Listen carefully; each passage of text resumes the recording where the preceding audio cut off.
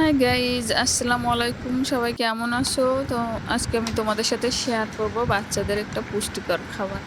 তোমরা দেখতেই পাচ্ছ আমি চীনা বাদাম, কাঠবাদাম, কাজু বাদাম সঙ্গে কিছু কিশমিশ ভিজিয়ে রেখেছিলাম, ওটা ছুলতেছি।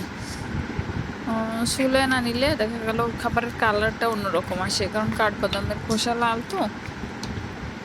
এই জন্য যেসব বাচ্চারা কিছু খেতে চায় না, সকালে উঠেই দেখা গেল মাদেরও অনেক ব্যস্ততা থাকে, ঝটপট অনেক অ্যারেঞ্জ করে বাচ্চাদের খাওয়াতে গেলে নিজেরও অনেক সময়ও ব্যয় হয়, কষ্টও হয়। এর থেকে একটু কষ্ট করে একদিন যদি এই কাজগুলো করে রাখেন, প্রতিদিন সকালে উঠে দেখা গেল পুষ্টিকর একটা খাবারও বাচ্চারা খেতে পারে খুব ইজিলি।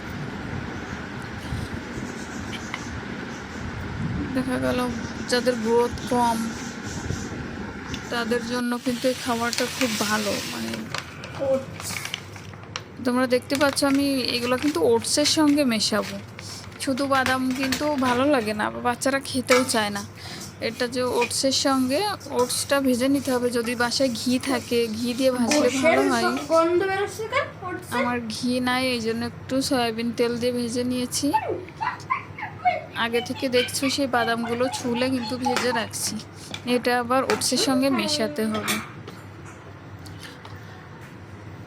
ওটসের ভেতরে দেখা গেল রান্না করার সময় কাঁচা লবণ কিংবা কাঁচা চিনি না দিয়ে আমি একবারেই এখন একটু লবণ দিয়ে হালকা, বাসায় আমার মিষ্টি নাই, মিষ্টি থাকলে বেশি ভালো হয়, মিষ্টি দিয়েছি, আমি দিয়েছি চিনি দিয়ে একবারে ভেজে নিচ্ছি। তোমরা দেখতেই পাচ্ছ একটু চিনি দেওয়া হচ্ছে। খাবারটা কিন্তু অনেকই, এজন্য চিনি তোমরা বলতে পারো একটু বেশি দিচ্ছি। বেশ খানিক, প্রায় মাসখানিক হয়ে যাবে আমি যেভাবে তৈরি করছি খাবারগুলা। সকালে উঠেই দেখা গেল, সকালে কিন্তু অন্য খাবার আনতে গেলে অনেক সময় ব্যয় হয়। আমি এর ভিতরে সেই ভাজি করা বাদামগুলো দিয়ে দিচ্ছি, দিয়ে ভালোভাবে টেলে নেব। যেগুলো যে কোনো বাচ্চারা সকালে কিন্তু কিছু খেতে চায় না, কিন্তু এটা মাস্ট বি খাবে, অনেক টেস্টি হয় খাবারটা।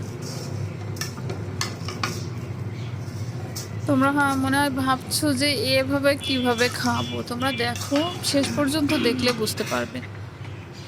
খাবারটা টেস্টিও হয়, তোমাদের কাছে ইজিও মনে হবে। তোমরা দেখতে পাচ্ছ আমরা ব্লেন্ড ব্যবহার করছি। এগুলো ভেজে নিয়ে, বেশি ব্যস্ত হবে না, হালকা ভেজে নিয়ে ব্লেন্ড করে ফেলতে হবে।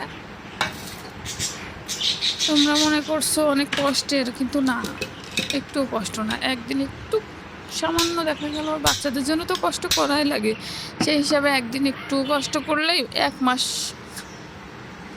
ইজিলি তোমরা বসে খাওয়াতে পারবে।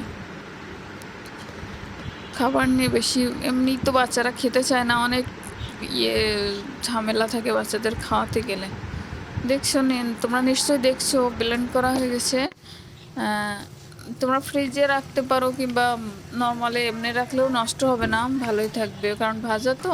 তোমরা দেখতে পাচ্ছ সকালে কিন্তু সবসময় দুধ থাকে না, একটু দুধ দিয়ে রান্না করলে বিষয়টা ভালো হয়, আর একটু পুষ্টিকর হয়। সেখানে দুধ না থাকলে এমনিও দেখতে পাচ্ছ যেমন দেখতেও যেমন সুন্দর, অনেক সুস্বাদু।